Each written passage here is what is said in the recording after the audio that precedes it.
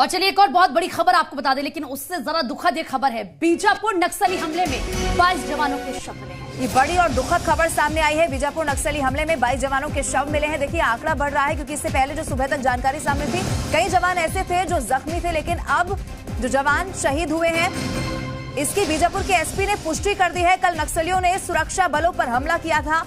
ये दुखद तस्वीर कल सामने आई थी और अब जो जानकारी सामने उसके मुताबिक 22 जवान ऐसे जिनके शव मिले हैं।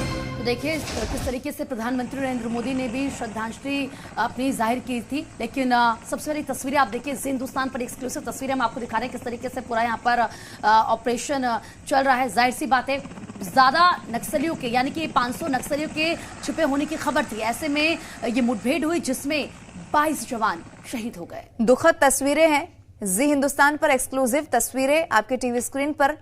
लेकिन कल जो जानकारी सामने आई थी उसके मुताबिक अब 22 ऐसे जवान जो इसमें शहीद हुए हैं।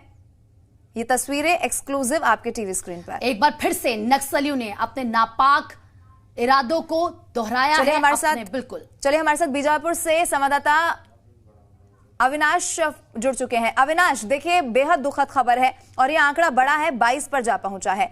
कितने जवान जख्मी हैं, क्या ऐसे अभी भी हैं जो लापता हैं? आपसे जानकारी सबसे पहले इस पर चाहेंगे।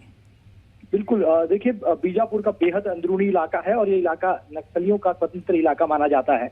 कल देर रात तक 31 जवानों के घायल होने की पुष्टि हो गई थी, जिनमें से अधिकतर घायलों का जो उपचार है बीजापुर के ही जिला अस्पताल पे चल रहा है। और जो 7 गंभीर घायल हैं उन्हें कल रात ही रायपुर हेलीकॉप्टर की सहायता से रवाना कर दिया गया था। फिलहाल जो स्थितियां हैं उसके मुताबिक जो सुरक्षा बलों के जवान हैं वो घटनास्थल तक अब पहुंच पाए हैं और घटनास्थल पर शहीद जवानों की लाशें जो है वो पिछले 19 घंटे से बिखरी पड़ी थी। हालांकि 22 जवानों के शहीद होने की अधिकृत पुष्टि तो नहीं हो पाई है, लेकिन विश्वस्त सूत्रों से मिली जानकारी के अनुसार और जो वीडियो फुटेजेस निकल करके आए हैं उसके मुताबिक लगभग 20 या उससे अधिक जवानों के शहादत की खबर जो है वो मिल रही है। हालांकि इसकी अधिकृत पुष्टि नहीं हो पाई है। पूरे इलाके की सर्चिंग अभी भी जारी है। आसपास के गांव के जो ग्रामीण हैं, घटनास्थल के आसपास के गांव के ग्रामीण, वे भय के चलते पलायन कर गए हैं और सर्चिंग के बाद और धीरे धीरे ये सब कुछ क्लियर हो पाएगा कि कितने जवान शहीद हुए हैं और नक्सली कितनी मात्रा में हथियार ले जाने में सफल हो पाए हैं। फिलहाल सबसे बड़ी आखिर बार बार नक्सली कैसे हमारे जवानों का खून बहाते हैं? आखिर कैसे उनकी इतनी हिम्मत हो जाती है कि वो इस तरह की वारदात को अंजाम देते हैं? और अब ये सवाल होता है कि आखिर चूक कहां पर हो गई? देखिए बेहद दुरूह इलाका है ये, जो बस्तर संभाग के बीहड़ वाले इलाके हैं जहां पर नक्सलियों की पैठ है, वो बेहद दुरूह इलाका है और नक्सली कभी भी सुरक्षा बलों से आमने सामने की लड़ाई लड़ने से बचते हैं। वे कभी सामने आकर के लड़ाई नहीं लड़ते हैं। वे हमेशा गुरिल्ला छापामार युद्ध की नीति अपनाते हैं और पीठ पीछे में वार करते हैं। और अभी जिस तरह की जानकारियां निकल करके आ रही हैं उसके मुताबिक भी नक्सलियों ने यू शेप का एक एम्बुश लगाया हुआ था और जैसे ही उस एम्बुश की जद में जवान पहुंचे तो नक्सलियों ने ताबड़तोड़ उस इलाके में फायरिंग की है। नक्सलियों की एक बड़ी संख्या वहां पर मौजूद थी। नक्सलियों की मिलिट्री बटालियन वहां पर मौजूद थी और 2 बटालियनों और साथ ही आसपास के जो जनमिलिशिया सदस्य कहलाते हैं उन सभी ने मिलकर के इस घटना को अंजाम दिया है। तो अगर ये आर पार की लड़ाई होती तो बात कुछ और होती। ठीक है, ठीक है अविनाश, आप बने रहिए हमारे साथ बने रहिए, लौटेंगे आपके पास। लेकिन जो जवान वहां के विटनेस रहे, एक बार उनका क्या कुछ कहना है इस पर वो सुनवा देते हैं।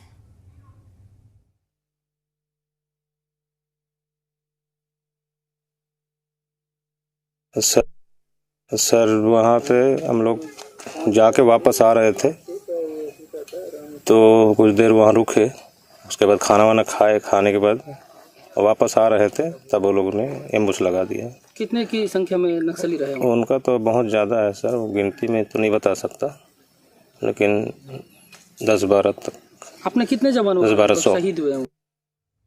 अविनाश हमारे साथ लगातार बने हुए हैं। अविनाश, देखिए जिसकी आंखों देखी वो हमने दर्शकों को सुनाया, लेकिन समझना यह भी होगा क्योंकि संख्या बहुत ज्यादा नक्सलियों की बताई।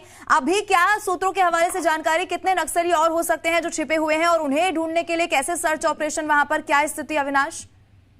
देखिए नक्सलियों की रणनीति ही यही रहती है कि पहले तो वे छिपकर हमला करते हैं और अगर ये इलाका बेहद दुर्गम हो और सुरक्षा बलों को का वहां तक पहुंच पाना यदि बेहद मुश्किल हो तो वे जरूर ये कोशिश करते हैं कि जो डेड बॉडी सुरक्षा बलों की घटनास्थल पर पड़ी होती है, वे जानते हैं कि इन्हें रिकवर करने के लिए और अपने घायल साथियों को सुरक्षा देने के लिए, उन्हें बचाने के लिए सुरक्षा बलों की दूसरी पार्टी भी वहां आएगी। ऐसी स्थिति में वो नक्सली दोबारा एम्बुश लगा करके घटनास्थल पर मौजूद रहते हैं और यही समय जो होता है वो सुरक्षा बलों के लिए बेहद चुनौती का समय होता है। लेकिन इसके बावजूद क्योंकि जवान फंसे होते हैं, सुरक्षा बलों की टुकड़ियां दोबारा रवाना की जाती हैं।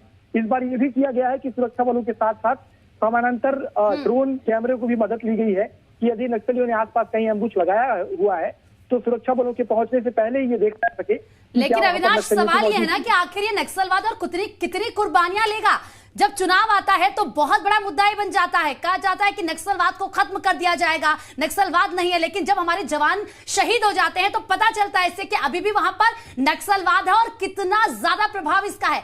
जिन जवान की जान गई है, जो शहीद हो गए हैं, अब नक्सलवाद तो वहां पर ये स्पष्ट हो चुका है। सरकार क्या कह रही है इस पूरे मामले में? देखिए, सबसे बड़ी विडंबना यही है कि शांति वार्ता की पहल की बात बहुत बार की जाती है और राज्य सरकार, जब राज्य की सत्ता यहाँ पर बदली तो नई सरकार ने भी नक्सलियों से शांति वार्ता की बात कही थी। इसी बीच नक्सलियों ने भी अपनी तरफ से शांति वार्ता की अपील की, लेकिन सब कुछ धरा का धरा रह गया। आज से 15-20 दिन पहले ही नक्सलियों ने एक पर्चा जारी किया था जिसमें उन्होंने शांति वार्ता की अपील की थी, लेकिन उनकी शर्तें ही प्रैक्टिकल नहीं थी। नक्सल संगठन का कहना था कि सबसे पहले बस्तर संभाग के भूभाग से सुरक्षा बलों को हटा लिया जाए और उसके बाद ये वार्ता की जाएगी। इसके जवाब में सरकार की तरफ से भी, सत्ता की तरफ से कोई विशेष बात निकल करके नहीं आई और मामला धरा का धरा रह गया। लेकिन एक तरफ जहां नक्सली पर्चे के जरिए शांति वार्ता की बात करते हैं तो वहीं दूसरी तरफ लगातार वे इस तरह की वारदातों को अंजाम देते हैं। 10 दिन पहले ही नारायणपुर के अबूझमाड़ इलाके में नक्सलियों ने जवानों की एक बस को उड़ा दिया था जिसमें जवानों की शहादत हुई थी। आज 10 दिन के बाद फिर ये बड़ी घटना सामने आई है। तो जहां एक तरफ शांति वार्ता की बात होती है, वहीं दूसरी तरफ लगातार नक्सल संगठन इस तरह की हिंसात्मक गतिविधियों को अंजाम देता है। तो ये सबसे बड़ी समस्या यही है कि आखिरकार ये जो शांति वार्ता की पहल हो वो किस ओर से हो, किस तरफ से हो और उसके बाद कैसे इस इलाके में शांति आए। बिल्कुल अविनाश, ये बड़ा सवाल है, लेकिन अभी समझना आपसे ये भी चाहेंगे। इससे पहले आपने जानकारी दी कि 7 ऐसे जवान जो बेहद गंभीर स्थिति में फिलहाल हैं, कैसा उनका उपचार फिलहाल चल रहा है और जो बाकी जख्मी है क्या उन्हें हायर सेंटर के लिए अब रेफर किया जाएगा? स्थिति आपसे समझना चाहेंगे उनकी भी, जो जख्मी है। बीजापुर में जो जवान लाए गए थे उनमें से 4 जवान कल देर रात तक उनकी स्थितियां गंभीर थी, लेकिन समय के साथ चिकित्सकों के अनुसार उनकी सेहत में सुधार आ रहा है। और उसके अलावा लगभग जो 20 जवान थे वो सकुशल हैं और इसके साथ ही जो रायपुर 7 जवान भेजे गए हैं वो भी अब ऐसा बताया जा रहा है कि खतरे से बाहर हैं। तो घायल जवानों की स्थितियां बेहद ज्यादा चिंताजनक नहीं है, लेकिन कुछ जवान जो लापता हैं, जो घटनास्थल से अब तक मुख्यालय नहीं पहुंच पाए हैं, सबसे बड़ी चिंता यही है कि आखिर वो जवान कहाँ हैं। और वे जवान जो घटनास्थल पर जिनके शव पड़े हुए हैं, उनकी शिनाख्ती के बाद ये समझ में आएगा कि क्या ये वही जवान हैं जो लापता हुए थे या ये शव अलग जवानों के हैं और जो लापता जवान हुए हैं वो अलग जवान हैं। तो अभी भी स्थितियां विकट बनी हुई हैं। अविनाश, जो परिजन है, जो जवान शहीद हो गए हैं, क्या उनके परिजनों से संपर्क किया गया है? और जो घायल हुए हैं, क्या उनके परिजनों से बात की गई है अभी तक? लेकिन अभी धीरे धीरे जो जानकारियां निकल करके आई हैं उसके मुताबिक जो डीआरजी के कई जवान शहीद हुए हैं वो बीजापुर जिले के ही हैं। बीजापुर के अलग अलग इलाकों के अंदरूनी जिलों के ये जवान हैं और उनके जो परिजन हैं वे अब इंतजार कर रहे हैं कि एक बार अपने सपूत को नजर भर कर देख लें। शव अभी गृहग्राम के लिए रवाना नहीं किए गए हैं, तो इंतजार की घड़ियां ही चल रही हैं और पुलिस की तरफ से सटीक जानकारी अभी तक कोई ठीक है। अविनाश, बिल्कुल अविनाश, आप नजर बना के रखिए। बेहद दुखद खबर है, कोई अपडेट होगा तो एक बार फिर से आपका रुख करेंगे। फिलहाल बहुत शुक्रिया।